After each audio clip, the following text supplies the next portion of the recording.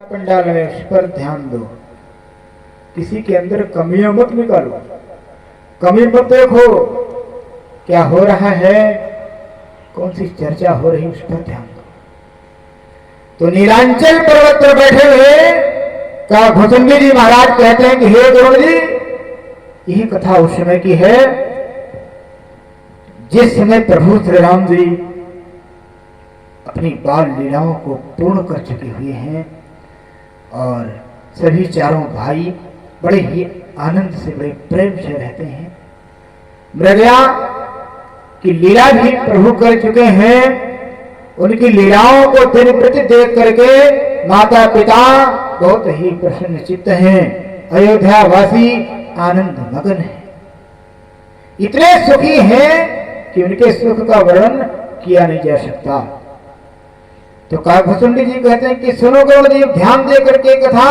अब वो कथा प्रारंभ होती है जिसलिए परमात्मा ब्रह्म मानव का चोला धारण करके इस पृथ्वी पर आए हुए हैं। तो गोस्वामी जी क्या लिखते हैं, एक बार की बात, विश्वामित्र जी का आगमन होता है अयोध्यापुरी में, क्योंकि विश्वामित्र जी वन में रहते थे, तपस्या करते थे, यज्ञ करते थे, परंतु उनकी यज्ञ को जो है, जो असुर लोग हैं रावण को मकरादि, वो उनके यज्ञ में विघ्न बाधा डालते हैं। तो इसलिए विश्वामित्र जी ने विचार किया कि परमात्मा ब्रह्म नर रूप में आए हुए हैं और चलो इसी बहाने उनका दर्शन भी हो जाएगा और कुछ दिनों के लिए हम उनको राजा दशरथ जी से मांग लाएंगे। जब मांग लाएंगे तो हमारा यज्ञ का कार्य संपन्न हो जाएगा और प्रभु का दर्शन भी हो जाएगा। तो ये विचार आया उनके अंदर और इस विचार को लेकर के तुरंत ही जाने का विचार रखते हैं और तैयारी बनाते हैं अयोध्यापुरी जाने को। विचार क्या होता है, उनके हृदय में बहुत बड़ी चिंता हो गई। गोस्वामी जी लिखते हैं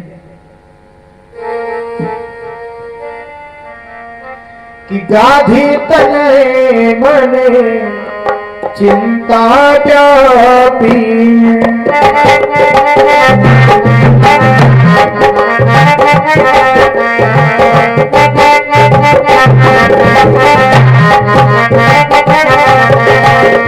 गाधी तने मने चिंता व्यापी,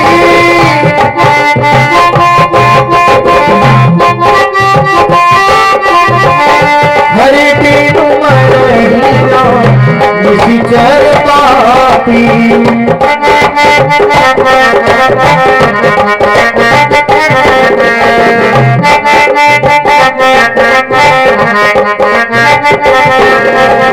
तब मुनि करे मने कीन्हे विचारा, तब मुनि करे मने कीन्हे विचारा, प्रभु अवतरे शरण नहीं भारा।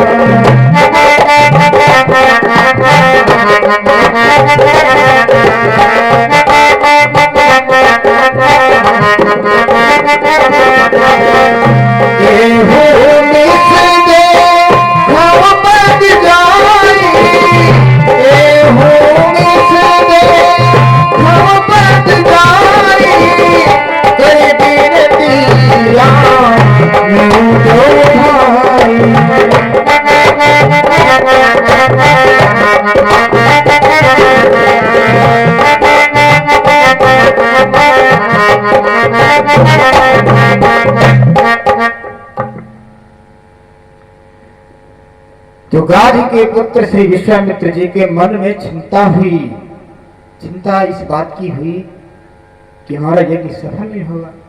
यज्ञ सफल नहीं होगा तो विश्व का क्षेत्र का कल्याण नहीं होगा। अब आ गई बात, संत मुनि ऋषि जो होते हैं वो विश्व के कल्याण के लिए ही हर कदम उठाते हैं। तो विश्वामित्र विचार करते हैं कि विश्व का कल्याण होगा नहीं, इसलिए विचार किया कि परमात्मा का अवतार हुआ है, चले इसी बहाने दर्शन हो जाएगा और कुछ दिनों के लिए हम उनको अपने साथ में ले आएंगे। ये विचार लेकर के तुरंत वहां से चलते हैं और नाना प्रकार के विचार उनके अंदर आते हैं। गोस्वामी जी लिखते हैं कि ज्ञान विराग सकल गुण नाम,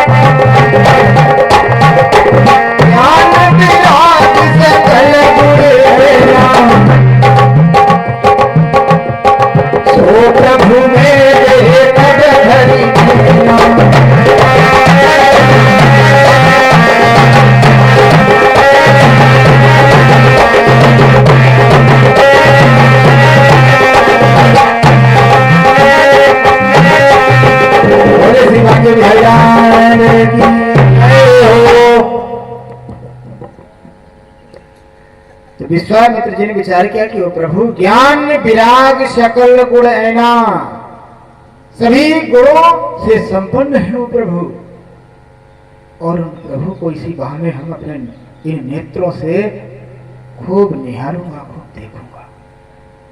तो ज्ञान वैराग सकल गुण ऐना कौन है?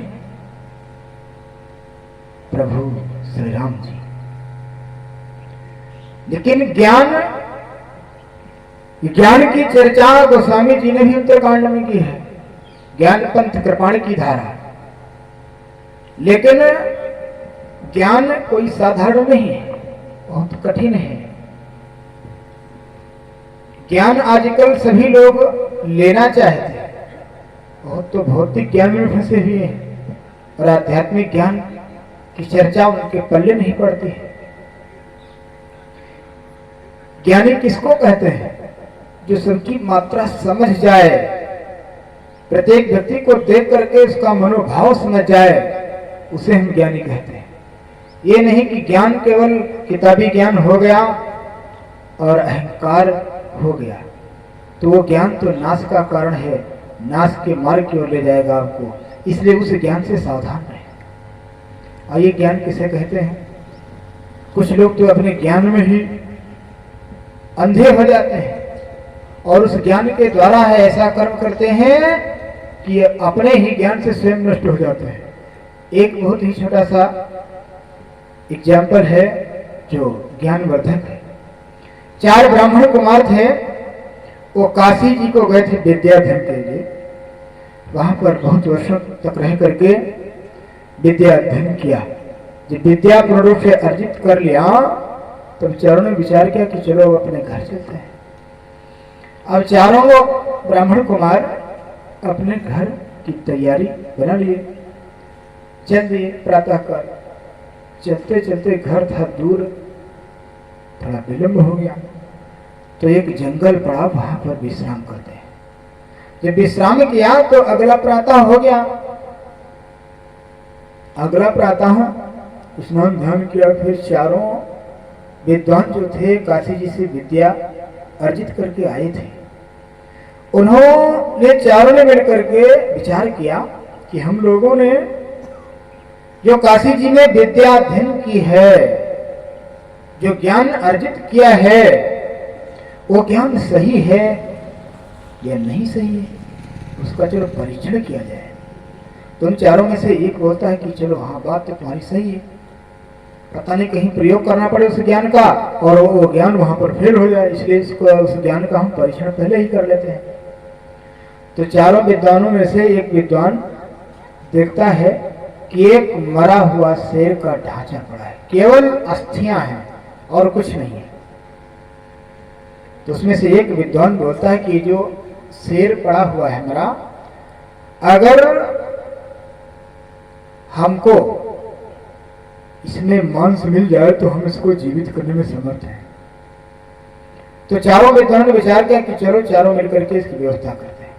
दूसरे ने कहा कि अगर आप इतना कर पाओगे तो हम इसमें बाल का प्रयोग कर देंगे। तीसरे ने कहा कि अगर आप दो मिलकर इतना कर पाओगे तो हम इसमें खून का प्रयोग कर सकते हैं, रुधिर।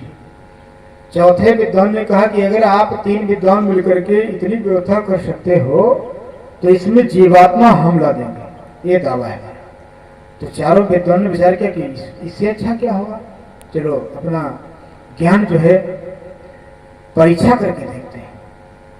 अब चारों विद्वान, एक विद्वान तो बैठा है, उसको केवल जीवात्मा डालनी है उसमें उसको कुछ करना नहीं, मंत्रों के द्वारा जीवात्मा प्रवेश करना है।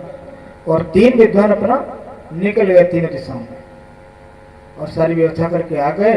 एक विद्वान उस मरे हुए शेर के अस्थियों में मांस का प्रयोग करता है, दूसरे ने खाल रूप मज्जा का प्रयोग कर दिया, अब तीसरे ने उसमें खून की व्यवस्था कर दी। अब ये लग रहा है कि एक मरा हुआ शेर पड़ा है, सोया हुआ है, ऐसे लग रहा है। अब तीनों विद्वान जो है अपना विवेक, अपना ज्ञान उसमें लगा दिए। अब तीनों विद्वान चौथे विद्वान से कहते हैं कि अब आप इसको जिंदा करो तब हम जाने तुम्हारा ज्ञान। अब चौथा विद्वान जो है न देखा और न ताओ, तुरंत मंत्र का प्रयोग किया और मंत्र के प्रयोग से उस मरे हुए शरीर में जीवात्मा प्रवेश कर दिया। अब जब जीवात्मा आ गई तो शेर क्या करेगा, धूप बत्ती अगरबत्ती थोड़ी दिखाएगा। जब जीवात्मा आई उठा और बड़े जोर से धाड़ करता है, उन चारों विद्वानों को खा जाता है। तो इस प्रकार से वो चारों विद्वान तो थे, अपने ही विद्वान से वो स्वयं नष्ट हो गए। तो ऐसे विद्वान से क्या मतलब है, ऐसे ज्ञान से क्या मतलब है? अरे ज्ञान का जो प्रयोग करो उसका, ये तो देखो उसका फल क्या होगा। उन्होंने ये नहीं विचार किया हम जिंदा करेंगे शेर को तो शेर क्या करेगा, हमारी आरती उतारेगा। तो इस प्रकार के ज्ञान से कोई मतलब नहीं है, ये सब निष्फलता है। तो कोई भी कार्य करे, कोई भी काम करो, आप उस पर विचार करो तो इसका निर्णय लास्ट में क्या होगा, क्या फल मिलेगा। तो इस प्रकार एक ज्ञान का मार्ग है, ज्ञान का मार्ग बहुत कठिन है। और जो आध्यात्मिक ज्ञान का वर्णन किया है गोस्वामी जी ने, वो तो बहुत विरले के पास होता है। वो ज्ञान अर्जित होने के बावजूद भी अगर थोड़ा सा भी अगर चूक गए तो सब किया कराया नष्ट हो जाएगा एक पल में। इसलिए ज्ञान का मार्ग बहुत कठिन है। भक्ति को गोस्वामी जी बड़ी स्वरूपा बताए। भक्ति ज्ञान से फिलहाल सरल है, कठिन वो भी है लेकिन ज्ञान से सरल है। भक्ति को बड़ी स्वरूपा बताए हैं, कम शब्दों में समझें। जब भक्ति का प्रसंग आएगा तो विस्तृत वर्णन आप सभी भक्तों के समक्ष होगा। भक्ति को मणि स्वरूपा गोस्वामी जी ने क्यों बताया? मणि जैसे मणि का प्रकाश अनवरत रहता है, वैसे प्रभु श्री राम की भक्ति भी मणि स्वरूपा है। जैसे ज्ञान आप अर्जित करेंगे तो ज्ञान के ऊपर जब ज्ञान रूपी दीपक पर अज्ञान रूपी जब आंधी चलेगी तो ज्ञान का दीपक जो है बुझने में बहुत डर है, बुझ सकता है।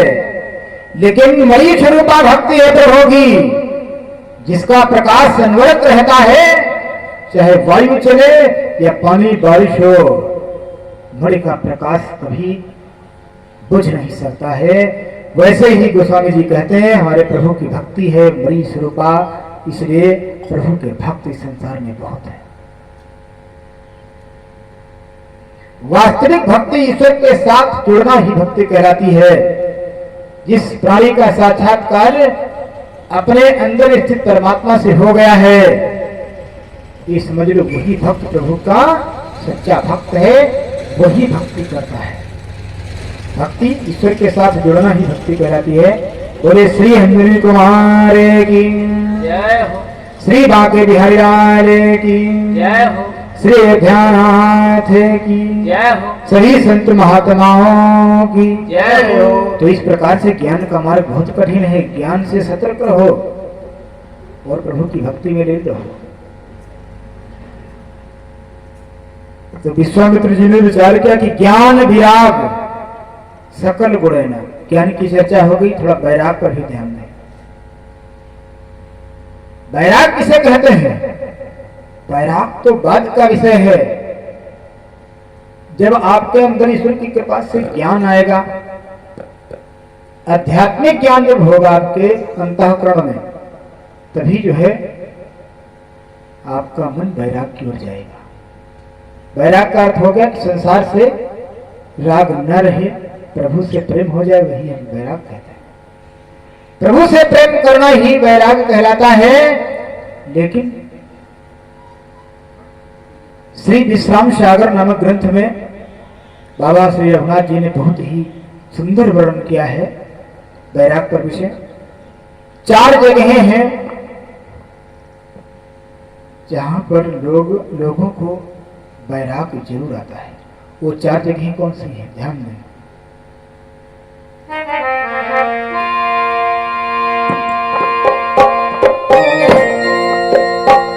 चार ठोर सब नरन के कछु बैराग चढ़ती। ये 4 जगहें जो बैराग की हैं, वहां पर प्रत्येक प्राणी को, चाहे प्रभु का भक्त हो या अभक्त हो, बैराग आता जरूर है। ध्यान से सुनेंगे। 4 ठोर सब नरन के कछु बैराग चढ़ती। कहां कहां? गर्भवास 100 के निकट कथा सुनत रति अंते।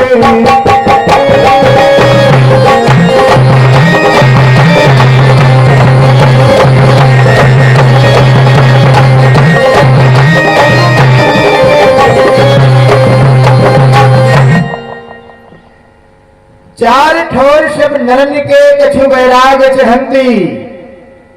गर्भवास 100 के निकट कथा सुनत, फिर लास्ट रति अंत। 4 प्रकार के बैराग है। और पहला कौन सा है? गर्भवास। गर्भवास में प्रत्येक प्राणी को बैराग होता है, इतना ध्यान रखना। कहते हैं कि जन्म और मृत्यु में महान दुख होता है। सबसे बड़ा दुख होता है जन्म लेते समय और मृत्यु जब होती है। तो प्रथम वैराग प्राणी को कहां पर होता है? गर्भवास में। गर्भवास में जब प्राणी उल्टा लटका होता है तब उसको बहुत पीड़ा होती है, असहनीय पीड़ा होती है। वहां पर वो परमात्मा से निवेदन करता है कि हे प्रभु, आप हमको यहां से बाहर निकालो, मेरे इस कष्ट का निवारण करो, मैं आपका भजन करूंगा केवल। तो बार बार निवेदन करता है बहुत ही आर्त स्वर में। तो परमात्मा उसके पास आते हैं। परमात्मा कहते हैं कि ऐसा है, अगर आपको हम बाहर कर देंगे तो आप हमको भूल जाओगे। तो प्राणी क्या कहते हैं? अरे नहीं प्रभु, हम आपका भजन ही करेंगे।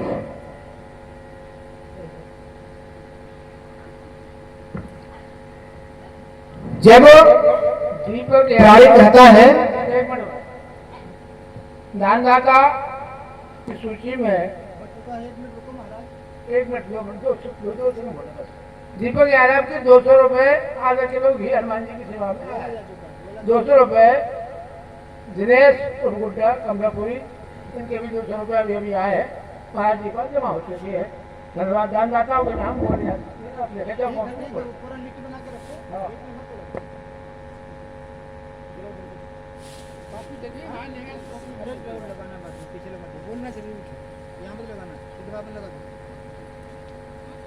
अब दानदाताओं की जो है लिस्ट बना के लाना।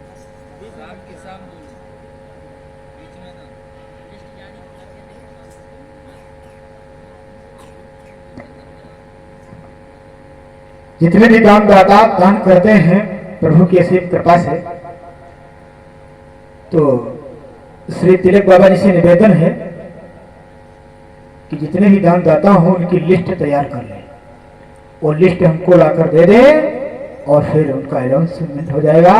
बोले श्री बाबा बिहारी लाल की, जिससे कथा में व्यवधान न हो। तो प्रथम वैराग है गर्भवास। गर्भवास में बहुत दुख होता है। परमात्मा से निवेदन करता है कि हे प्रभु मेरे इस दुख को निवारण करो और हम आपका भजन करेंगे। परमात्मा कहते आप हमको भूल जाओगे।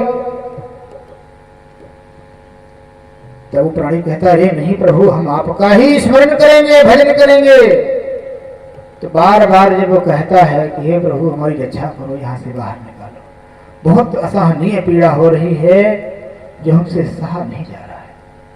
तो परमात्मा ने विचार किया कि चलो कृपा करते हैं इसके ऊपर, और इसका जन्म हो गया। परमात्मा ने कृपा की और उसको उस असहनीय पीड़ा से छुटकारा मिल गया। जब जन्म हो गया तो परमात्मा ने विचार किया कि लाओ देखें भाई, जैसे भी वचन दिया है हमको कि हम आपका भजन करेंगे, याद है कि नहीं है याद इसको। तो परमात्मा आते हैं और बोलते हैं कि बताओ अभी जो आपने वायदा किया है वो याद है आपको? तब वो प्रभु क्या कहता है? तब कहता है कहां कहां कहां। बच्चे का जन्म होता है वो कहता है, चिल्लाता है कहां कहां कहां, रोता है।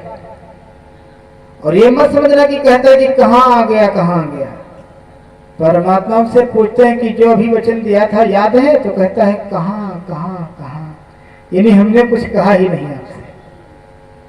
परमात्मा ने कहा कि अरे कहा था अभी कि हम आपका भजन करेंगे। परमात्मा ने बार बार कहा कि कहा था, तो भी वो भी बच्चा कहता है कहां कहां कहां कहां, नहीं हमने कुछ कहा ही नहीं, आपसे कुछ वादे नहीं किया। तो कहते हैं पैदा होते देर नहीं और बैराग जाते देर नहीं। जब प्राणी के ऊपर कष्ट होता है तब परमात्मा का स्मरण करता है, और जब कष्ट निकल गया परमात्मा भूल जाता है। तो वही हाल हुआ, पैदा होते देर नहीं, बैराग जाते देर नहीं। तो प्रथम वैराग है गर्भवास का, जो प्रत्येक व्यक्ति को होता है, क्योंकि वहां असहनीय पीड़ा होती है। तो प्रथम वैराग जो गर्भवास का है, वो गर्भवास का वैराग में अविचल सफलता किसने प्राप्त की? किसको हुआ था वैराग? गर्भवास के अंदर तो प्रत्येक को होता है, लेकिन जन्मने के बाद भी किसको वैराग हुआ? कोई भक्त बताए वो कौन है जिसको जन्म लेने के बाद भी वैराग उतना ही उच्च कोटि का रहा जैसे गर्भ में था? ऐसी कौन महान आत्मा है, उसका नाम बताएं। उस महान आत्मा का नाम है श्री सुखदेव जी महाराज। बोलिए श्री सुखदेव जी महाराज की जय। सुखदेव जी महाराज 12 वर्ष तक रहे थे अपनी मां के गर्भ में। वो निकलते ही नहीं थे बाहर, इसलिए कि हम बाहर निकलेंगे तो हमको माया घेर लेगी, इसलिए वो बाहर निकलने का नाम नहीं लिया। 12 वर्ष हो गया। तो 12 वर्ष के बाद उनका जब जन्म हुआ है, तो जन्म लेते ही तुरंत प्रभु की ओर भागी हुआ। माता पिता से कोई मतलब ही नहीं। तो उनका उच्च कोटि का वैराग है। भागते जा रहे थे, भागते जा रहे हैं। उनके पीछे उनके पिताजी श्री वेदव्यास जी महाराज पुत्र पुत्र कह करके उनके पीछे जा रहे हैं, और सुखदेव जी महाराज भागे जा रहे हैं।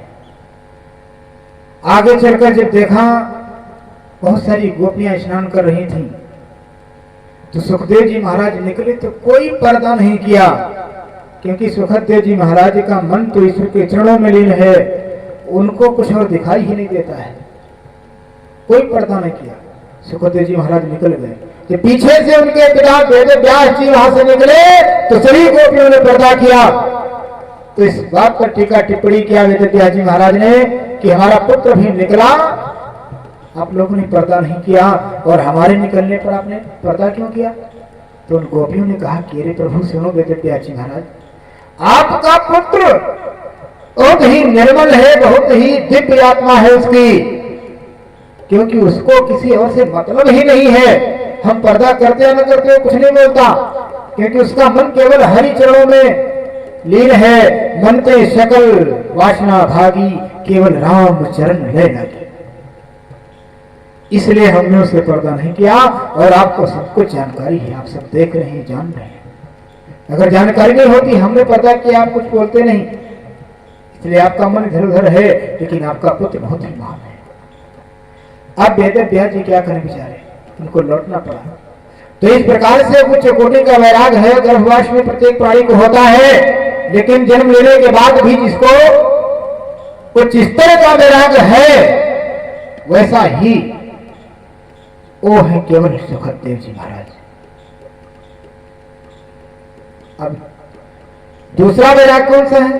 गर्भवास 100 के निकट। दूसरा है 100 के निकट। जब मनुष्य की मृत्यु होती है तो वहां पर बहुत सारी भीड़ एकत्रित होती है।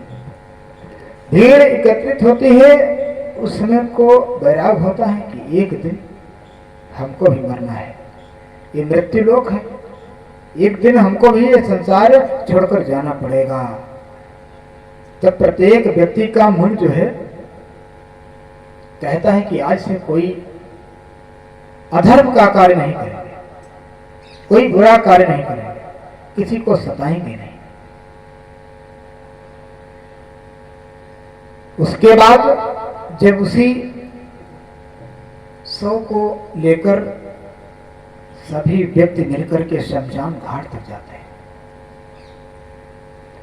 और जाते वक्त बोलते हैं कि राम नाम सत्य है, सत्य बोलो मुक्ति है।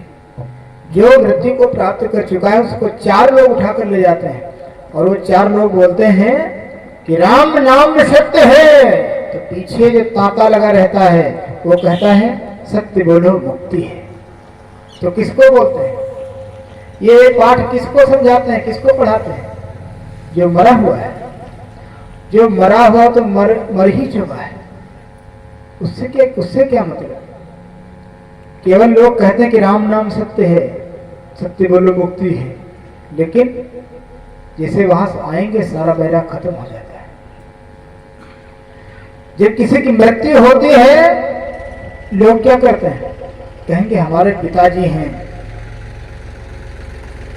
सारा धन धान्य के मालिक हम हैं। फिर क्या होता है? तमाम रिलेशन वाले रिश्तेदार सब एकत्रित होते हैं। तो रिश्तेदार बोलेंगे कि ऐसा है बेटा, आपके पिताजी बहुत कीमती वस्त्र पहने हैं, इनको निकालो, इसमें क्या हुआ? तब बेटा क्या कहता है कि अरे आप भी पागलपन की बातें करते हो, जहां हमारे पिताजी चले गए चाहे कीमती वस्त्र किस कीमत में है, सब जाने दो। फिर क्या देखते हैं कि उन्हीं पिताजी के गले में सोने की मोटी जंजीर पड़ी है। तब क्या कहते हैं? तब कहते हैं कोई बात नहीं, ये पिताजी की निशानी रहेगी, इसको रख लो। अब आ गया लोग, क्योंकि सोने की जंजीर महंगी है, इसलिए बता दिए कि हाँ पिताजी की निशानी रहेगी। तब नहीं कहा कि हाँ जहां पिताजी गए सोने की जंजीर भी जाने दो। तो आजकल की दुनिया सब लोभ में पड़ी है, चाहे वो पुत्र हो या पुत्री, कोई भी हो। तो जिस समय दूसरा वैराग है 100 के लेकर, जिसमें चिता पर व्यक्ति को लिटाया जाता है और उसमें अग्नि लगाई जाती है, उस समय सभी लोगों के मन में उच्च कोटि का वैराग प्रकट होता है कि एक दिन मुझे भी इसी तरह से जलना है, और ये झंझट नहीं करना चाहिए, किसी से लड़ाई झगड़ा नहीं करना चाहिए। वहां पर तो वैराग आया, लेकिन जब घर आए तो सारा वैराग खत्म। ये मेरा है, ये तेरा है, इसी में लड़ाई झगड़ा चालू। तो घर आते देर नहीं, बैराग जाते देर नहीं। अब तीसरा बैराग कौन सा है? कथा सुन। कथा सुनने में भी बैराग आता है। जब कथा में कोई ऐसा दृष्टांत आता है, ऐसी कथा आती है जिसको सुन करके श्रोताओं के अंदर वैराग प्रकट होता है कि आज के बाद हम कुछ ऐसा काम नहीं करेंगे जिस काम को देखकर सुनकर लोग हमारी निंदा करें। तो कथा सुनने में भी वैराग आता है, लेकिन जब कथा सुनकर जाएंगे घर तो सारा वैराग गए भूल। घर पहुंचे सारा काम वही फिर चालू जैसे रोज करते हैं। और चौथा बैराग जो है उसका नाम है रति। रति माने प्रेम। रति क्रिया के अंत में प्रत्येक प्राणी को बैराग होता है, लेकिन फिर वही काम करता है जो नहीं करना चाहिए। तो इन चार जगहों पर प्रत्येक व्यक्ति को बैराग जरूर होता है, लेकिन जो उस बैराग को बनाए रखता है वो सर्वश्रेष्ठ प्राणी है। बोले श्री राघवेंद्र सरकार की जय हो। जयकारा थोड़ा खूब मन से लगाए। बोले जय श्री राम, जय श्री राम, जय श्री राम, राधे राधे, राधे जय श्री राधे।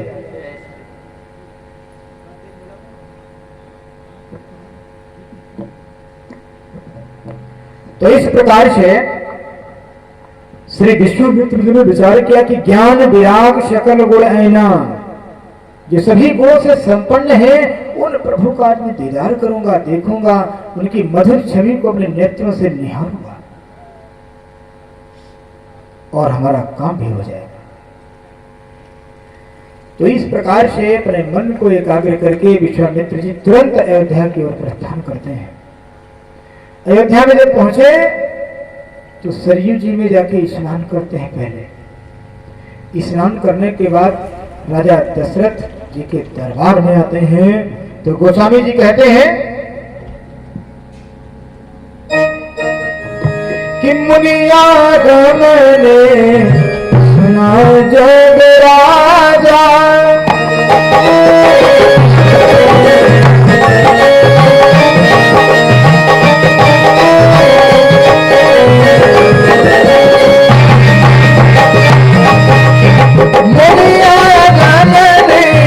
सुना जग राजा,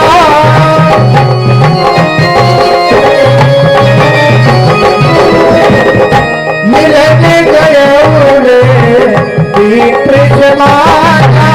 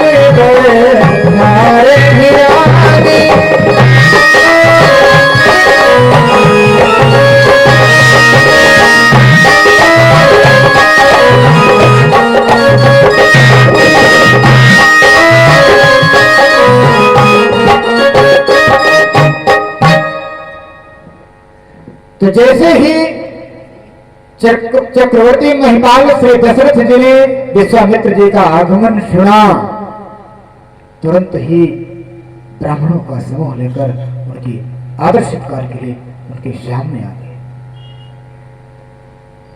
भली भांति पूजन किया और महलों के अंदर ले जाकर के उच्च आसन पर बिठाते हैं, उनके चरणों को पखारते हैं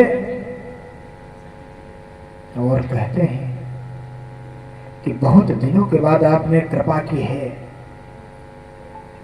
कहीं कारण आगमन तुम्हारा, बताइए हमको। आप आज्ञा करते तो हम स्वयं आ जाते आपसे मिलने, आपने कष्ट क्यों किया? अब आप अपने आने का कारण बताइए। खूब सेवा सत्कार की, फिर हाथ जोड़ करके कहते हैं कि बताओ मेरे लिए क्या आज्ञा है। उस समय हमारे भक्त ध्यान में विश्वामित्र जी ने कहा कि सुनो,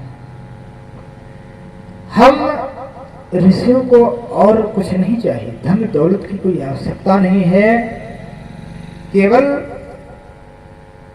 हम इस संसार के हित के लिए ही काम करते रहते हैं। लेकिन जो यज्ञ हम करते हैं उस यज्ञ को असुर लोग होने नहीं देते हैं। और कहते हैं कि असुर समूह सतावहि मोहि,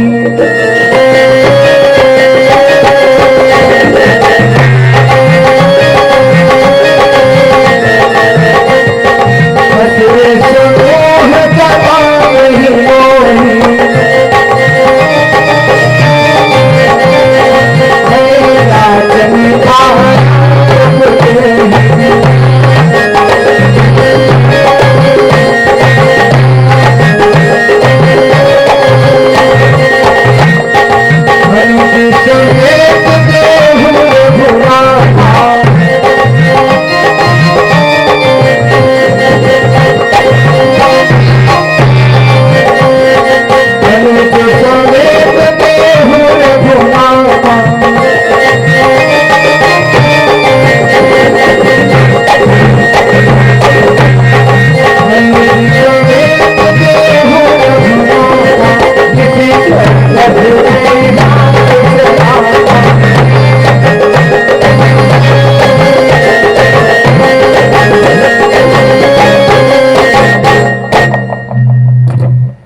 आप कहते हैं कि हम यज्ञ करना चाहते हैं लेकिन असुर लोग होने नहीं देते, हम आपसे कुछ सहायता लेने के लिए आए हैं।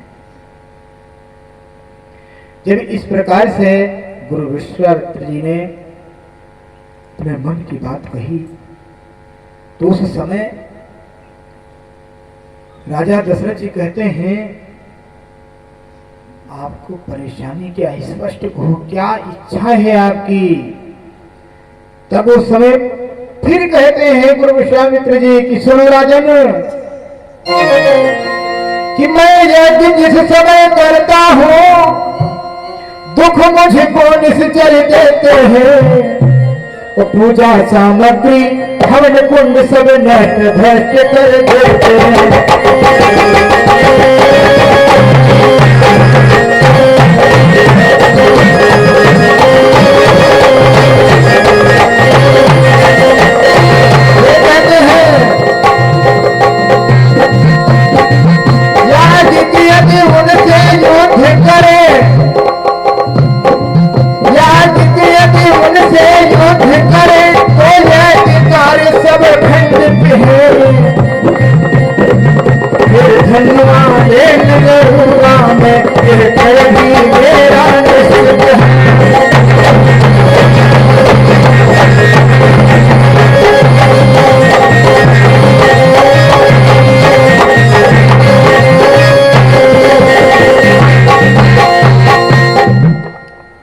इस प्रकार से गुरु विश्वामित्र जी ने कहा कि राजन, असुर लोग हमारा यज्ञ संपन्न नहीं होने देते हैं, विघ्न कर देते हैं जैसे हम प्रारंभ करते हैं, और हम अगर शस्त्र लेकर युद्ध करें तो यज्ञ हमारा फिर सफल नहीं हो पाता है। और हमने प्रण भी कर लिया है कि अस्त्र लेकर युद्ध करूंगा नहीं।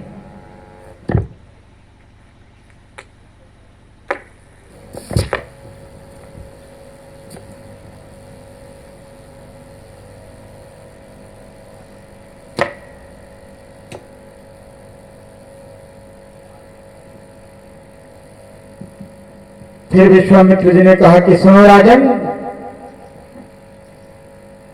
मुझे आपसे सहायता चाहिए। और सहायता क्या मांगते हैं राजा दशरथ जी से? राजा दशरथ जी विचार करते थे कि धन दौलत मांगेंगे, लेकिन मांगते क्या है कि तू अपने पुत्र राम लक्ष्मण दे सौंप मुझे कुछ दिवसों को, तो अपने पुत्र राम लक्ष्मण दे सौंप मुझे कुछ दिवसों को, इसमें है उनको पुण्य से कल्याण हर्ष उन दोनों को।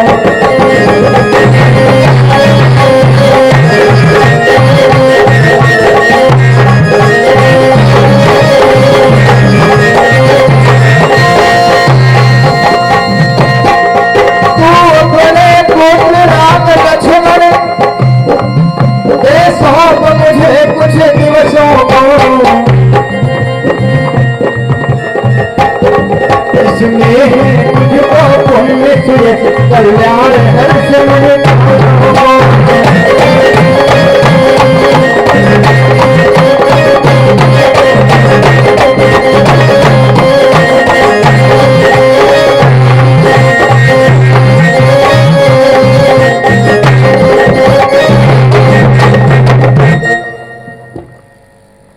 इस प्रकार से विश्वामित्र जी ने कहा, हम आपसे सहायता लेने चाहते हैं। वो सहायता क्या करना है आपको? आप अपने पुत्र राम और लक्ष्मण को, दो पुत्रों को मेरे हवाले कर दो कुछ दिनों के लिए, जिससे आपका यश बढ़ेगा, नाम होगा और उनको भी प्रसन्नता होगी। जैसे ही सुना राजा दशरथ जी ने विश्वामित्र जी राम और लक्ष्मण को मांग रहे हैं, वैसे राजा दशरथ जी तो चारों पुत्रों को समान प्रेम करते थे, लेकिन राम को तो राम ये समझ लो उनका प्राण है। तो जैसे ही सुना कि राम और लक्ष्मण को मांग रहे हैं, तो राजा दशरथ की स्थिति बहुत खराब हो गई, बहुत दुख हुआ उनको। और कहते क्या है कि अरे मुनिवर, आपने क्या कहा? हमारे दोनों कुमार बहुत ही अभी छोटे हैं। क्या कहते हैं? हे मुनिवर, दोनों बालक हैं, भोले भाले नादान गिरे, भोले भाले नादान गिरे, रण विद्या नहीं जानते हैं, रण विद्या नहीं जानते हैं, लड़ने में अभी अजान मेरे।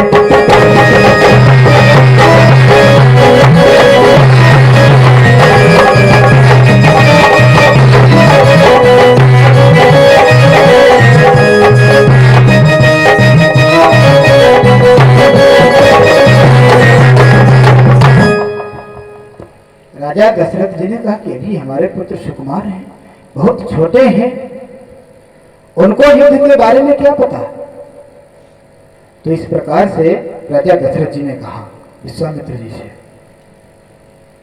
और उन्होंने कहा कि अगर आप आज्ञा करें, जितना धन संपदा, जितनी सैनिक की आवश्यकता हो, मैं सबको भेज दूं, और अगर आप कहें तो मैं भी आपके साथ चलने के लिए तैयार हूं। और कहते हैं कि इस देह और प्राण से तो इस संसार में कुछ प्रिय है नहीं, अगर आप आज्ञा करें तो उसको मैं देने में तुरंत तैयार हूं, थोड़ा भी हिचक नहीं करूंगा। लेकिन मेरा राम आप मुझसे मत मांगो, क्योंकि चौथे पन्न पायो सुत चारी, ये चारों पुत्र हमको चौथे पन्न में मिले हैं, इसलिए चारों ही प्रिय हैं, लेकिन राम तो मेरा अद्भुत है, मेरी आंखों का तारा है, हृदय का टुकड़ा है, इसलिए आप उसको न मांगो, और आप जो कहें वो सब करने के लिए मैं तैयार हूं। अब राजा दशरथ जी इस प्रकार से जब कहे और कहने लगे कि क्या बताऊं, आपने तो अजर की मांग किया है। जब इस स्थिति को देखा गुरु वशिष्ठ ने, तो इधर विश्वामित्र जी की बात को जब सुना, राजा दशरथ ने कह दिया कि हमारे पुत्र बहुत प्यारा है और कुछ मांगो। तो दोनों की बात सुन करके गुरु वशिष्ठ ने कहा कि ऐसा है राजन, ये कोई साधारण मुनि नहीं है, विश्वामित्र जी तत्वज्ञानी महात्मा हैं, और ये कार्य जो यज्ञ का करते हैं विश्व के कल्याण के लिए करते हैं, और अगर आप उसमें अपने पुत्रों को देंगे, सहभागी बनेंगे, तो आपका भी यश होगा, नाम होगा।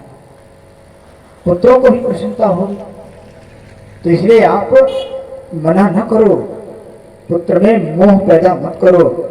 कुछ दिनों के बाद आपके पुत्रों के वापस कर देंगे, वापस ले आएंगे। जो विद्या बाकी है उसको भी ये सिखाएंगे, विद्या अर्जित कराएंगे। तो इस प्रकार से जब ज्ञानांजन की सलाह दिया गुरु वशिष्ठ जी ने राजा दशरथ जी को, तब उनका मोह दूर हुआ और कहते हैं कि हे विश्वामित्र जी, हे मुनिवर, ले जाइए, ये आपके ही हैं और आज से इनके माता पिता आप ही हैं। खूब इनका ध्यान रखना, क्योंकि ये हमारे दोनों आंखों के तारे हैं, राम और लक्ष्मण। तो इस प्रकार से विश्वामित्र जी के हाथ में राम और लक्ष्मण जी का हाथ देते हैं। विश्वामित्र जी को भी बड़ी प्रसन्नता होती है और विश्वामित्र जी तुरंत ही अयोध्या से वन की ओर प्रस्थान करते हैं, अपनी भूमि की ओर, अपने आश्रम की ओर, जहां पर वो यज्ञ कर रहे थे। वहां पर जाते जाते उसके बीच में ही गोस्वामी जी कहते हैं, चले जात मुनि दीन दिखाई, सुनि ताड़का क्रोध कर धाई। जैसे ही ताड़का को देखा विश्वामित्र जी ने तुरंत प्रभु को इशारा किया कि यही है राक्षसी जो उत्पात मचाती है, यहाँ की एक डाइन है और हे प्रभु इसका उद्धार करो। तब गोस्वामी जी कहते हैं, विश्वामित्र जी के मात्र एक इशारे से प्रभु श्री राम जी उस ताड़का नाम की राक्षसी का वध कर देते हैं।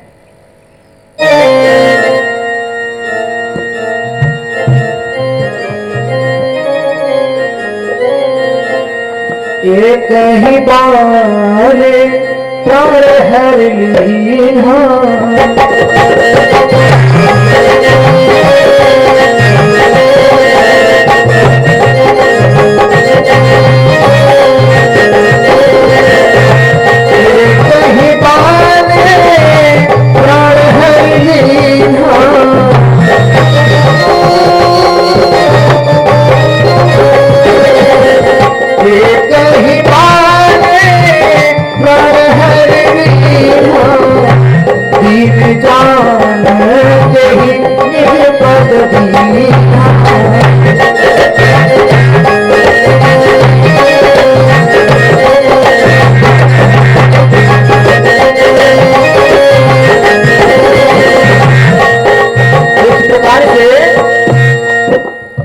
प्रभु श्री राम जी ने एक ही बाण प्राण हर लीधा, दीन जानते ही निज पद दीना। एक ही बाण से उसके प्राणों का अंत कर दिया, प्रभु ने उसका उद्धार कर दिया।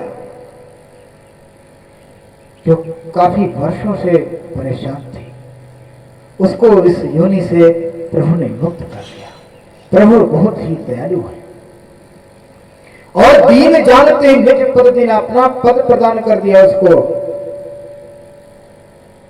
क्योंकि प्रभु है, वो सर्व समर्थ है। प्रभु के हाथों से जिसका निधन होगा उसको वैकुंठ वास होगा। एक बार प्रेम श्री ब्रह्म सच्चिदानंद की जय हो। जयकारा लगाते रहे जिसे कथा में अरुचि न हो, और प्रभु के नाम का कीर्तन भी करते रहें। जिसे अयोध्या में अनवरत चल रहा है और यहाँ गोविंद सरकार श्री संकट मोचन हनुमान जी के मंदिर में भी प्रभु का संकीर्तन निरंतर चल रहा है। जब वहां पर हम पहुंचे तो मुझको बहुत प्रसन्नता हुई, हमको लगा कि हम अयोध्या में ही आ गए। तो संकीर्तन जरूर करें, संकीर्तन करेंगे तो मन का जो मैल है वो निकल जाएगा।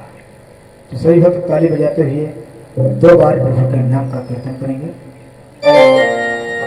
कि सीताराम सीताराम सीताराम सीताराम सीताराम सीताराम सीताराम सीताराम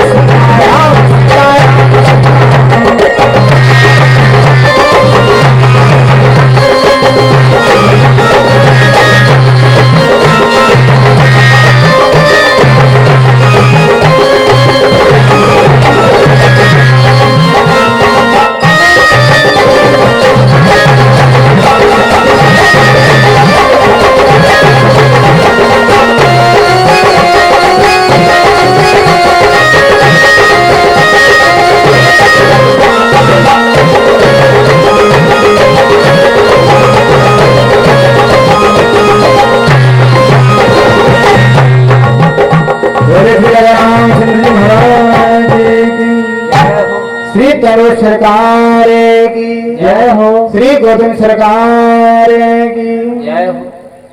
सभी संत महात्माओं की जय हो। श्री श्री 108 श्री वासुदेव स्वर्ण चाचा जी महाराज की जय हो। श्री तिलक बाबा की जय हो। श्री सिद्ध बाबा की जय हो। श्री कृत सरकार की जय हो। श्री हनुमान जी महाराज की जय हो। सर्व श्री आशुतोष जी महाराज की जय हो। सियापति रामचंद्र की जय हो। सच्चे दरबार की जय हो। तो इस प्रकार से भगवान बहुत ही दयालु है। जिसका पथ करते हैं उसको अपना लोक प्रदान कर देते हैं, अपने धाम भेज देते हैं। प्रभु सम दयालु कोई और कैसे हो सकता है। इसलिए अपने मन को प्रभु के चरणों में जरूर लगाए।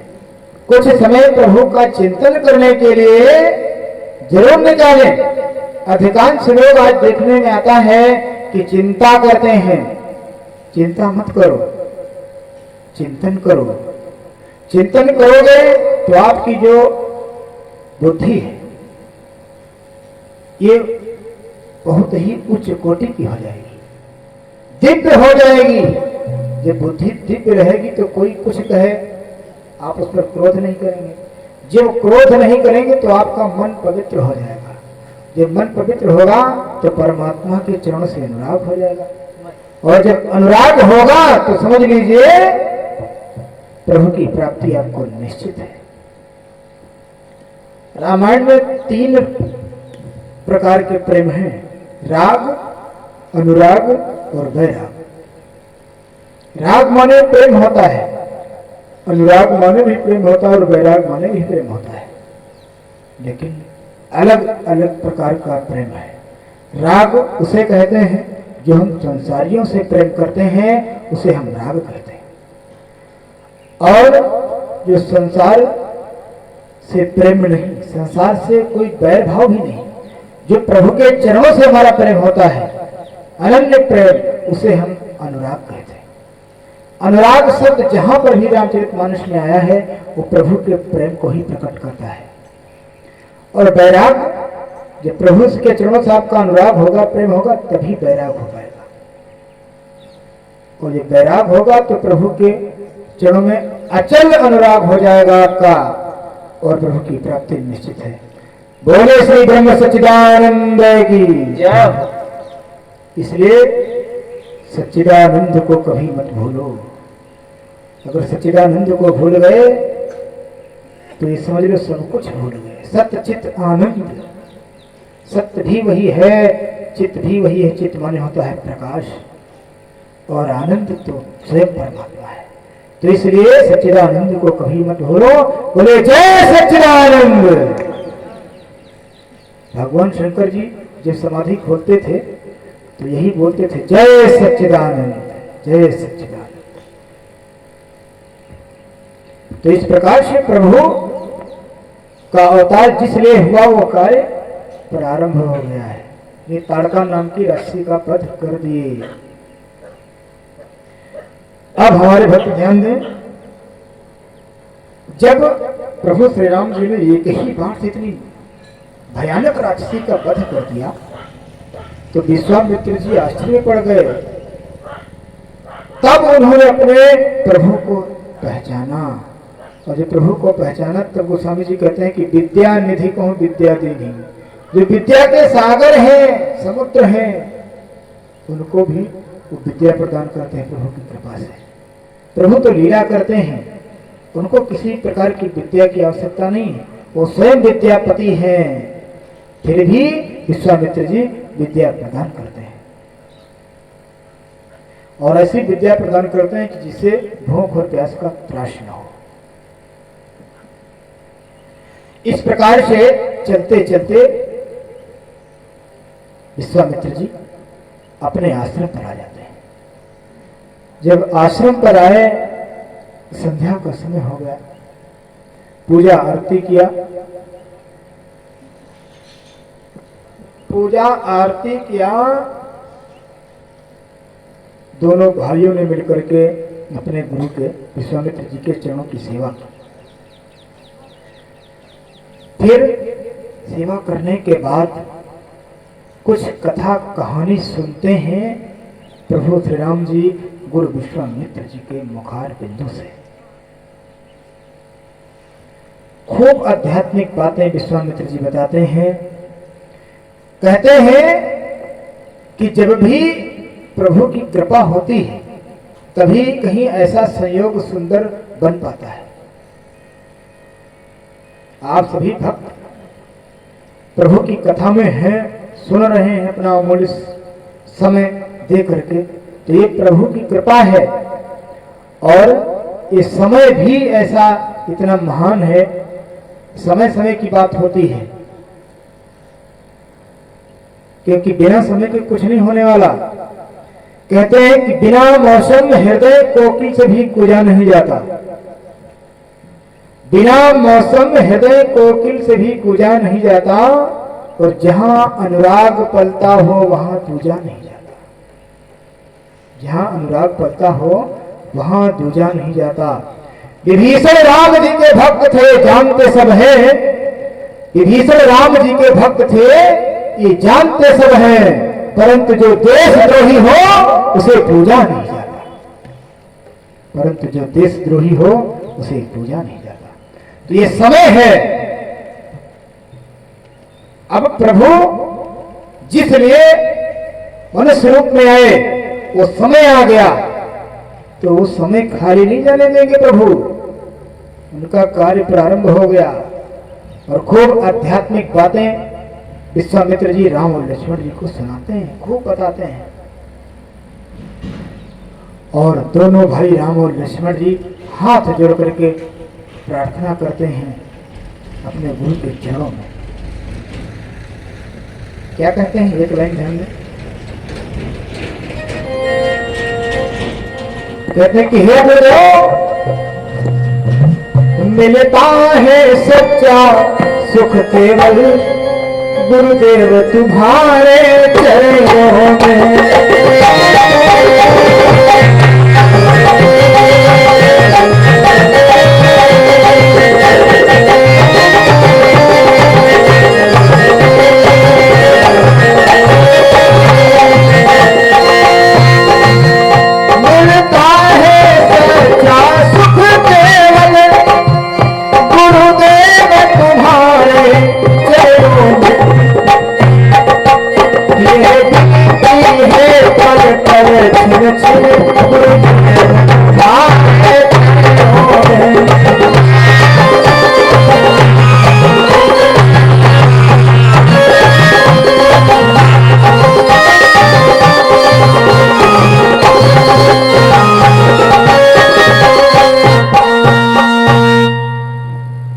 इस प्रकार से दोनों भाई राम और लक्ष्मण गुरु जी के चरणों में निवेदन करते हैं, प्रार्थना करते हैं, स्तुति करते हैं। और अब विश्वामित्र जी आदेश करते हैं कि ऐसा है, आप दोनों भाई बड़े प्रेम से अपने आसन पर सो जाओ और प्रातः काल जागना है। इस प्रकार से राम और लक्ष्मण जी गुरु को सुलाने के बाद में सोते हैं। और गोस्वामी जी कहते हैं गुरु के जागने के पहले राम और लक्ष्मण जाग जाते हैं, यानी ब्रह्म मुहूर्त में ही राम लक्ष्मण जी जाग गए। सारा नित्य क्रिया जब कर चुके राम और लक्ष्मण जी, तब विश्वामित्र जी जागते हैं। और जब जागे, प्रातः काल हुआ, सारा काम करने के बाद विश्वामित्र जी जब जागते हैं, वो भी अपना नित्य कर्म जब कर लिए, तब राम और लक्ष्मण जी क्या कहते हैं। प्रभु श्री राम जी ने कहा कि हे गुरुदेव, कि प्रातः कहा मुनि सने रघुराई,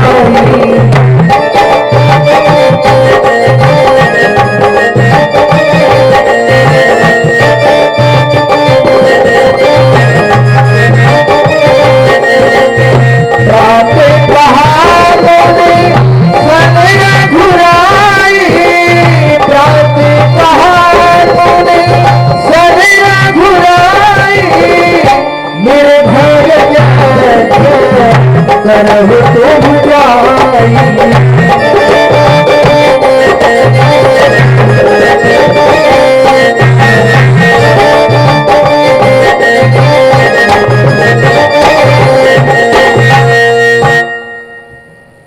प्रभु श्री राम जी ने प्रातः काल कहा अपने गुरु विश्वामित्र जी से कि अब आप यज्ञ प्रारंभ करो, निडर होकर के। देखता हूं मैं कौन उत्पात करता है। अब तो राम और लक्ष्मण धनुष बाण को ताने हुए खड़े हैं।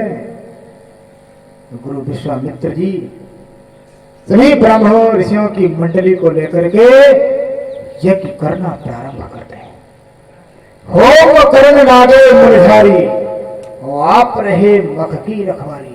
जो स्वयं परमात्मा आ जाए, जिसकी रक्षा के लिए वहां पर उपद्रव कौन मचा सकता है?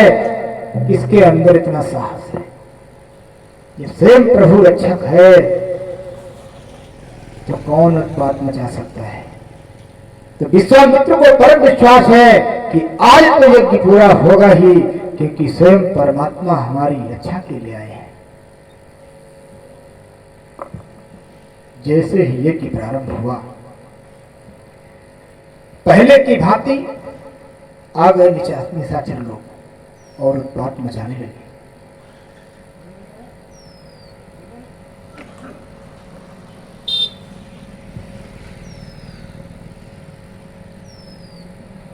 जब राक्षसों का समूह आ गया यज्ञ के प्रारंभ होते ही और उत्पात मचाने लगे, बस उसी क्षण परमात्मा श्री राम ने तुरंत ही सभी राक्षसों को मौत के घाट उतार दिया एक ही बार से।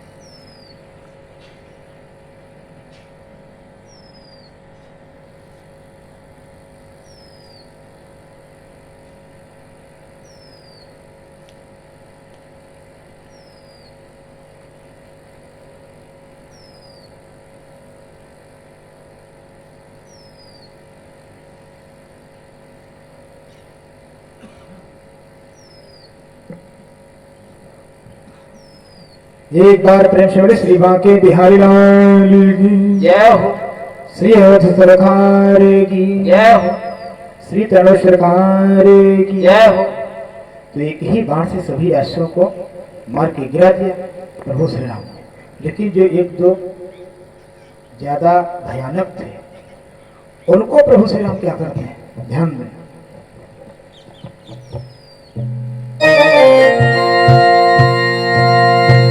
क्षण में सुबाहु रजनीचर को अर्पण कर दिया अग्निसर के।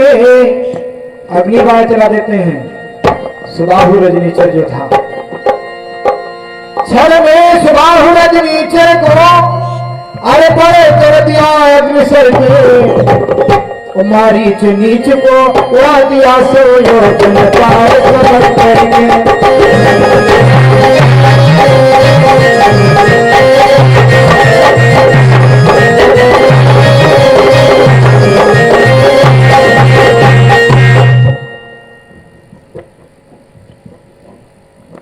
तो मारीच को मारते नहीं, क्योंकि मारीच का काम आगे लगेगा।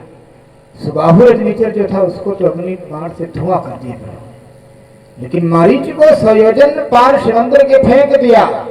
गोस्वामी जी कहते हैं कि बिनु फल बाण राम तो हिमारा, सत जोजन का सागर पारा।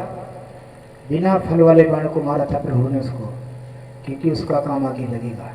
इसलिए वो 400 कोस समुद्र के पार जाके गिरता है। इस प्रकार से प्रभु ने विश्वामित्र जी की यज्ञ की रक्षा की और निर्विघ्न यज्ञ संपन्न हुआ। ऋषियों ने जय जयकार किया, जय घोष किया कि जय हो प्रभु आपकी। आपकी कृपा से हम सभी ऋषियों का आज यज्ञ संपन्न हुआ, और यज्ञ संपन्न हुआ तो पृथ्वी जो है, पृथ्वी के सभी प्राणी सुख से रहेंगे। कोई को किसी प्रकार की कमी नहीं होगी, किसी प्रकार की पीड़ा नहीं होगी, क्योंकि हम सभी ऋषि लोग इस संसार के कल्याण के लिए ही यज्ञ किया करते हैं। गुरु विश्वामित्र जी बहुत प्रसन्न हैं, आशीर्वाद प्रदान करते हैं। सभी ऋषि मुनि मिलकर के प्रभु श्री राम और लक्ष्मण जी को बहुत सारा आशीर्वाद देते हैं। जब आशीर्वाद देते हैं राम लक्ष्मण प्रसन्न है, क्योंकि जब आप गुरु का काम करेंगे, गुरु के चरणों में प्रणाम करेंगे, संतों के चरणों में प्रणाम करेंगे तो आपको आशीर्वाद मिलेगा। जब किसी की आत्मा को आप प्रसन्नता देंगे, सुख देंगे, वो आत्मा जब आपको आशीर्वाद देगी तो ये समझ लीजिए वो आशीर्वाद अचल आशीर्वाद है, बहुत काम करेगा। और आप किसी से कहें कि आप हमको आशीर्वाद दे दो, वो आशीर्वाद दे, तो वो आशीर्वाद इतना काम नहीं करता।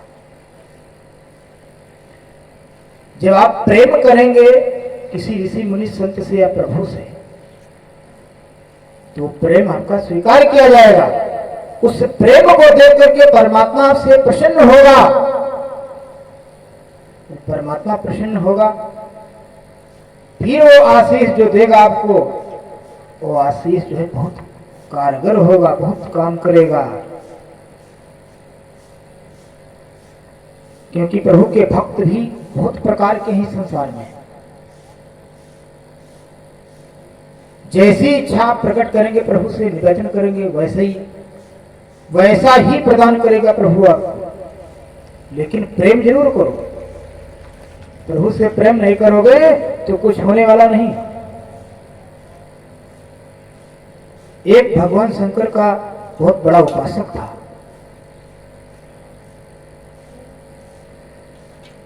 उपासक इतना बड़ा था कि पूजा प्रतिष्ठा जल्दी नहीं करता था, जल्दी मंदिर नहीं जाता था, क्योंकि इसके पास काम बहुत था। जब जाता था तो बड़े प्रेम के साथ जाता था। ये नहीं नियम बना रखा था कि हाँ प्रतिदिन मंदिर जाना है, प्रतिदिन 2 घंटे प्रभु की पूजा करना है, 11 बार माला जाप करना है, ऐसा नियम कुछ नहीं था। शिव जी का भक्त बहुत बड़ा था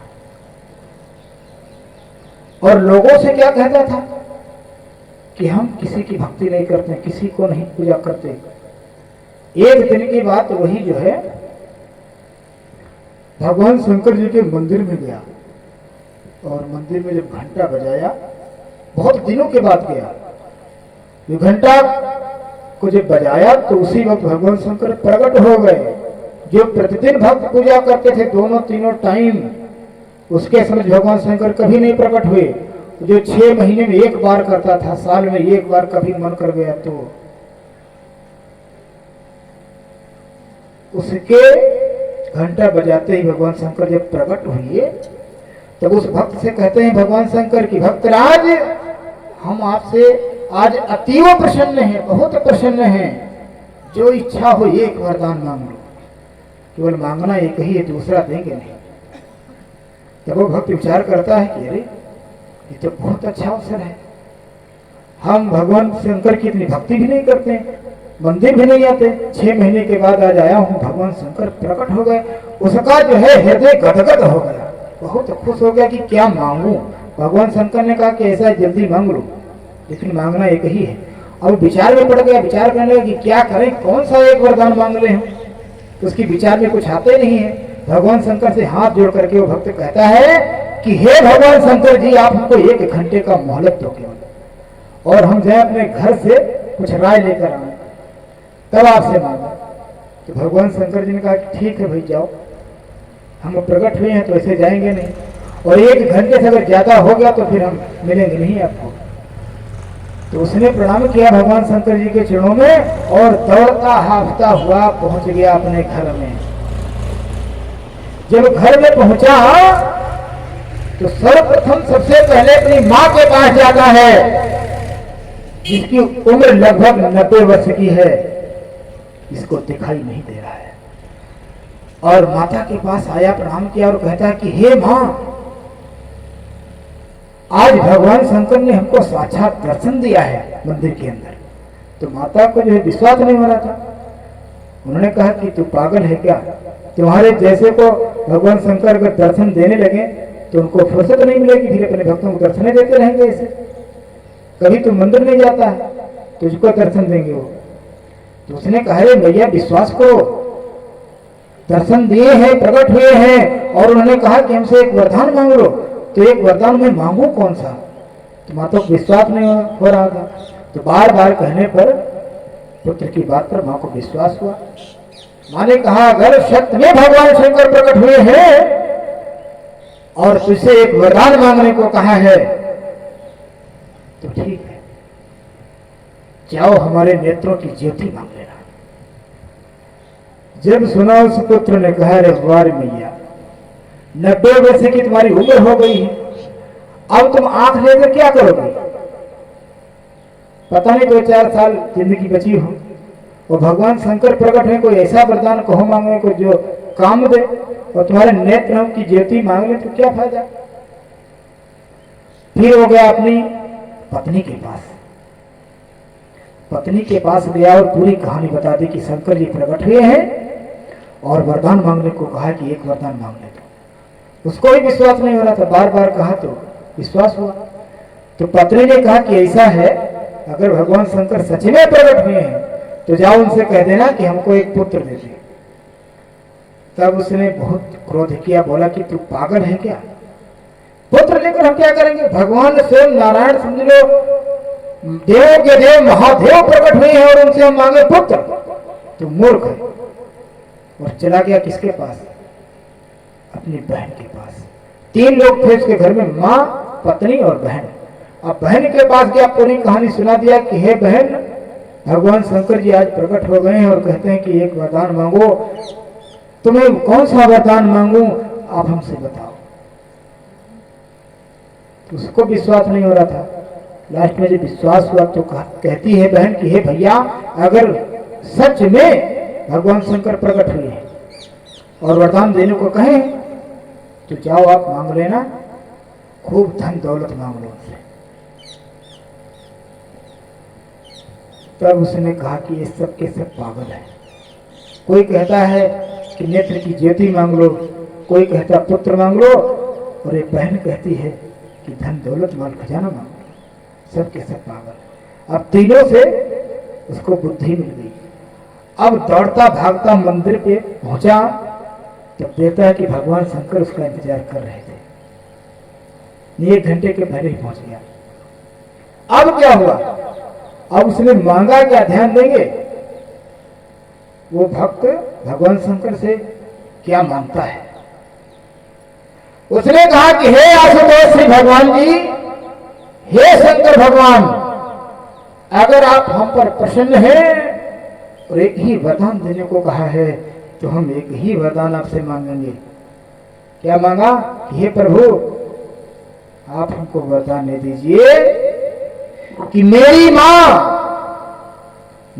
माँ अपने पोते को सोने की थाली में भोजन करते हुए देखे। एक वरदान मांगा कि हे प्रभु, मेरी माँ अपने पोते को, अपने पौत्र को सोने की थाली में भोजन करती हुई देखे।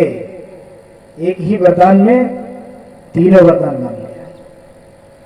क्योंकि माँ को दृष्टि थी नहीं और पत्नी को कोई संतान थी नहीं और बहन मांग किया था धन का, तो एक ही वरदान में सब कुछ मांग लिया। इसको कहते हैं बुद्धिमान। तो इस संसार में प्रभु के भक्त बहुत प्रकार के हैं। भक्तों का वर्णन तो गोस्वामी जी करते हैं कि राम भगत जग 4 प्रकारा। राम जी के भक्त 4 प्रकार के हैं गोस्वामी जी के मतानुसार। और सुकृति 4 अनक उदारा। सभी भक्त चारों जो है पुण्यवान हैं और पाप रहित है। वो चारों भक्त के नाम क्या है? गोस्वामी जी कहते हैं कि जो प्रथम भक्त है जिज्ञासु, दूसरा अर्थ, और तीसरा अर्थार्थी, और चौथे प्रकार का जो भक्त है उसका नाम दिया है गोस्वामी जी ने ज्ञानी भक्त।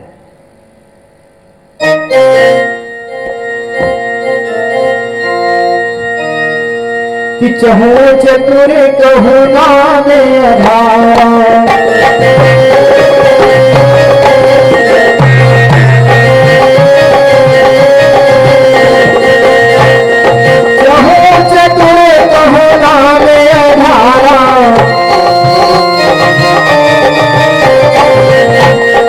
चहु चतुर कहु नाम आधारा,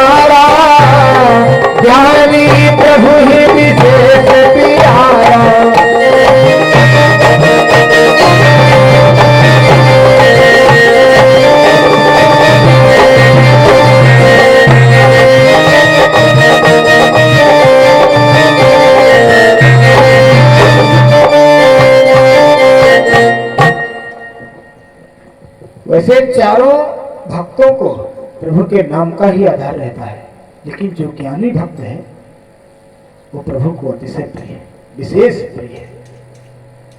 तो चार भक्त हो गए, आर्त, जिज्ञासु, अर्थार्थी और ज्ञानी।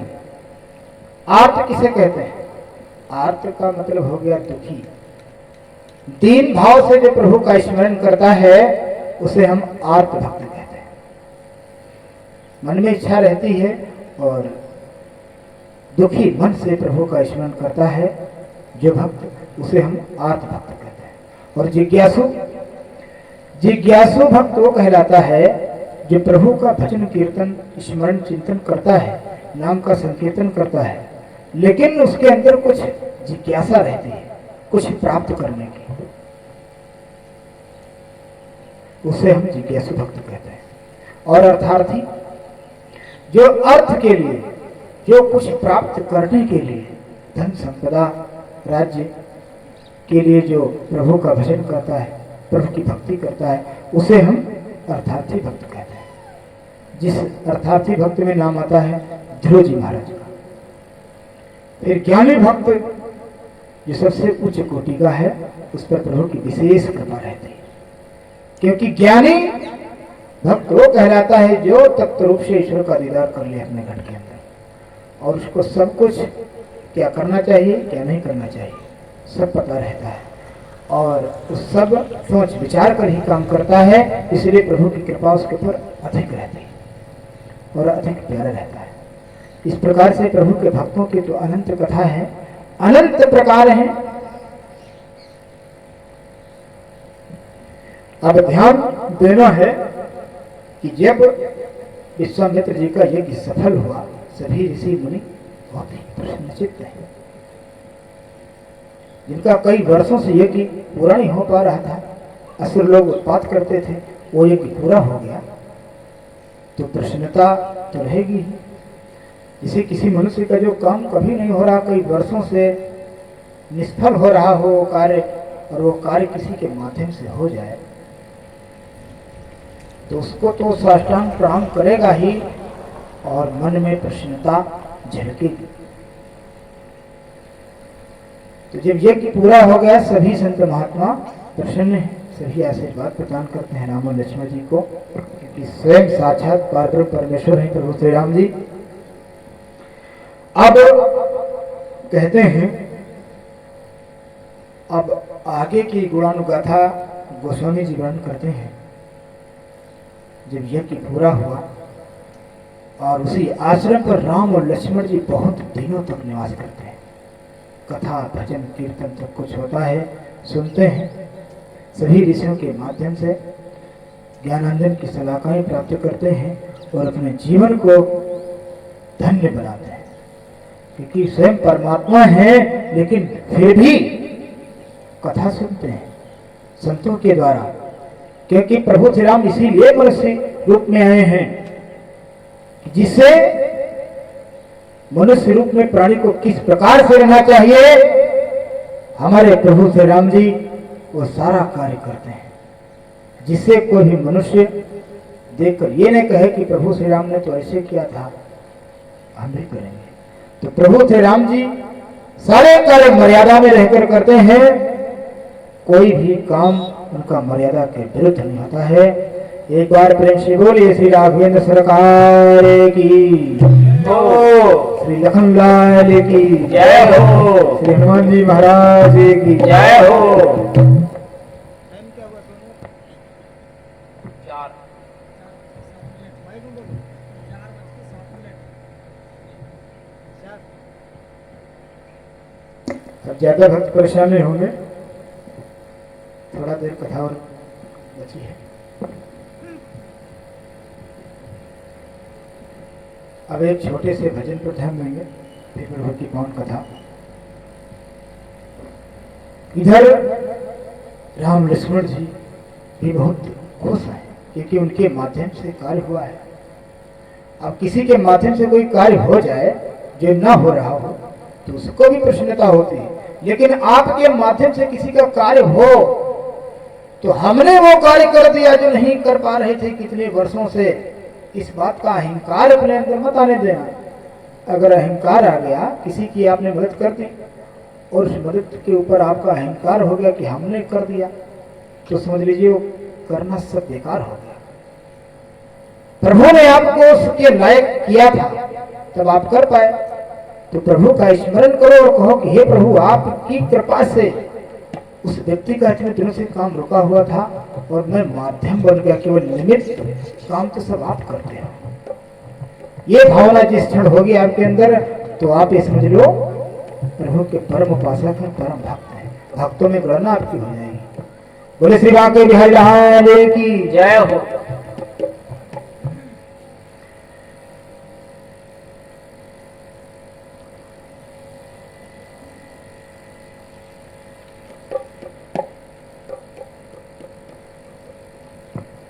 इस संसार में मनुष्य का जन्म होता है, बड़ा होता है और धीरे धीरे क्या होता है, इस संसार से चला भी जाता है।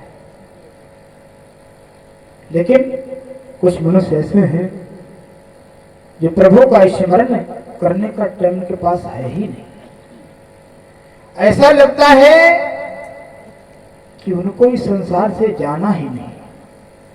इतनी व्यस्तता उनके पास रहती है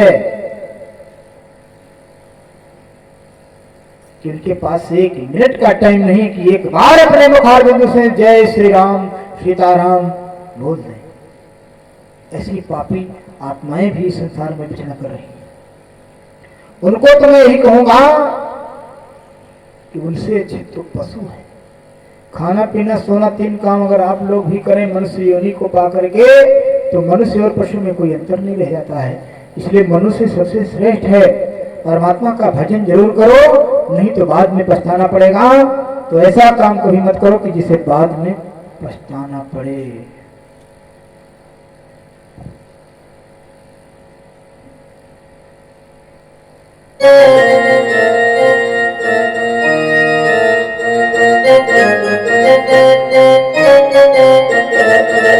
ये मनुष्य जीवन बहुत ही अनमोल है, इसको ऐसे गंवाना नहीं है। अनमोल तेरा जीवन यूं ही गंवा रहा है।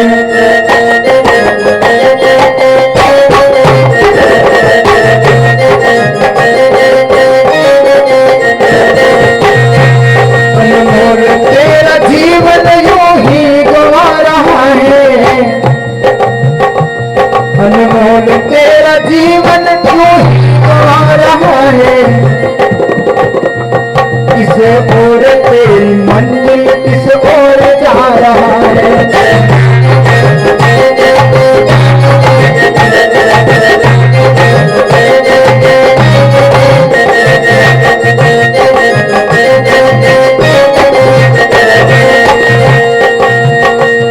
सपनों की नींद में ही यह रात ढल न जाए। मनुष्य जीवन जो है समझ लो कि एक सपना है, उस सपने में ही सब कुछ करना है। सपनों की नींद में ही यह रात ढल न जाए। पल भर का क्या भरोसा, कहीं जान कल न जाए।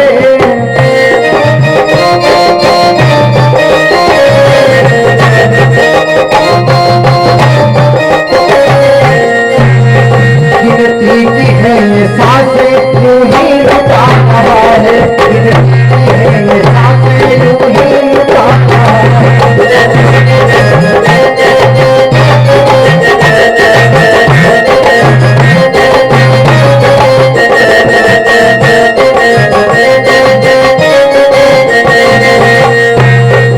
इस साथ जब जाओगे तो साथ में कुछ नहीं ले जाओगे। क्या जाएगा साथ में? जाएगा जब यहाँ से कोई तो साथ देगा।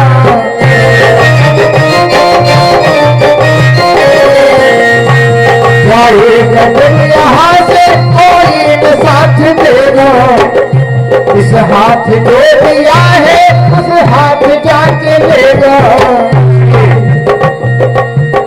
कर्मों की है ये खेती पल पल में पा रहा है। कर्मों की है ये खेती पल पल में पा रहा है।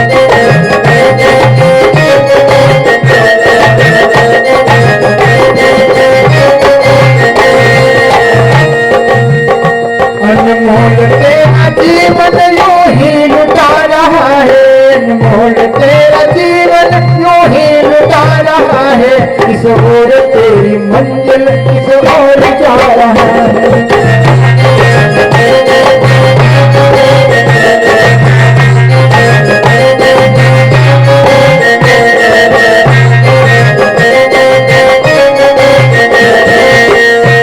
आज जो मनुष्य क्या है, ममता माया मोह में फंसा पड़ा हुआ है। ममता के बंधनों ने तो आज तुझको घेरा, तुम्हें सभी है साथी कोई नहीं है तेरा, सुख में सभी है साथी कोई नहीं है तेरा। ये कहते हैं कि जो मोह करता है तो ना तेरा ही मोह तुझको कब से उड़ाना है, तेरा ही मोह।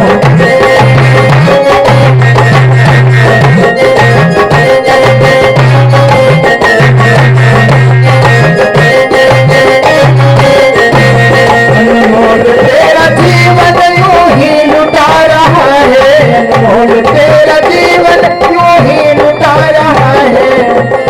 किस ओर तेरी मंजिल किस ओर जा रहा है।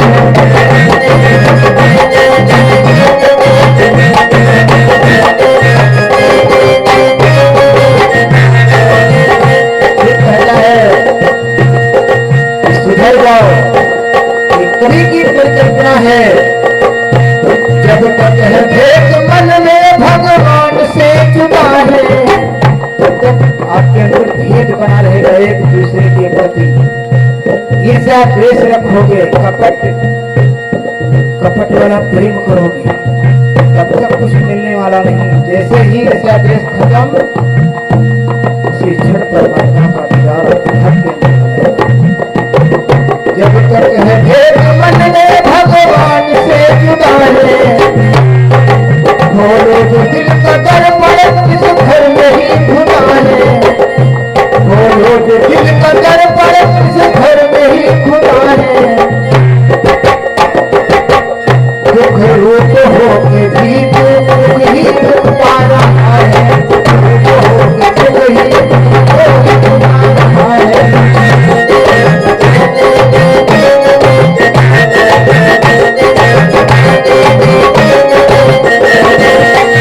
अनमोल तेरा जीवन यूं ही डूबा रहा है, अनमोल तेरा जीवन यूं ही डूबा रहा है। किस ओर तेरी मंजिल किस ओर जा रहा है।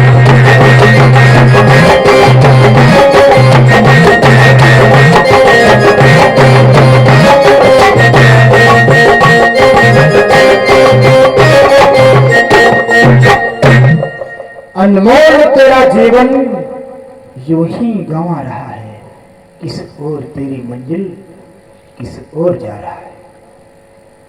प्रत्येक व्यक्ति को ये बात पता है कि हमारा मार्ग किस ओर है, लेकिन जानबूझ करके कुमार्ग की ओर जाता है।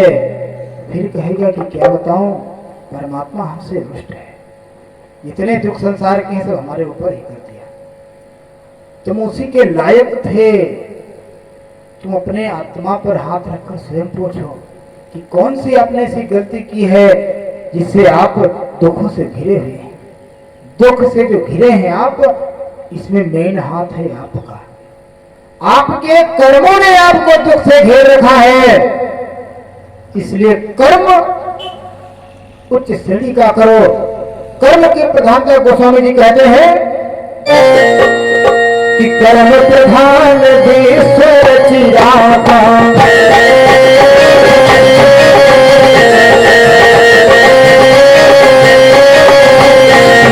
कर्म प्रधान ईश्वर चिरागा,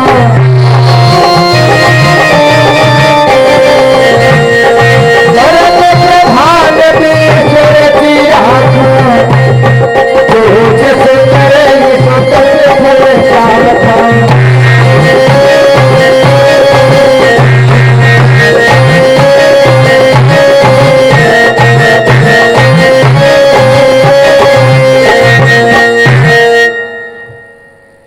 कर्म प्रधान विश्व कलिराखा, जो जिस कर ही सो तस फल जागा। जो आपके ऊपर नाना प्रकार के दुख घिरे हुए हैं, ये आपके कर्मों का फल है।